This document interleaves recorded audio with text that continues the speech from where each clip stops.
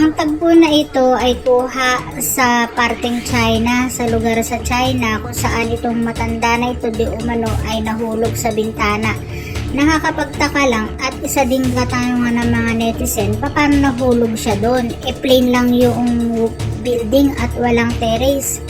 Ganun pa man ay itong rescuer ay pinagsikapan siya na abutin doon sa kanyang kinalalagyan, samantalang habang yung matanda ay pilit na nakakapit at ayaw bumitaw sa kinakapitan niya, at ayun na makikita na yung kanyang asawa ay nakakapit sa kanyang mga kamay, na natatakot na mabitiwan siya at tuluyang mahulog.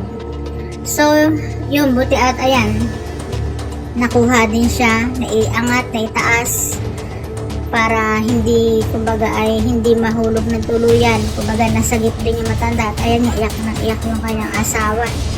Hindi natin alam lang kung paano nakapunta doon yung matanda, no? Yun lang.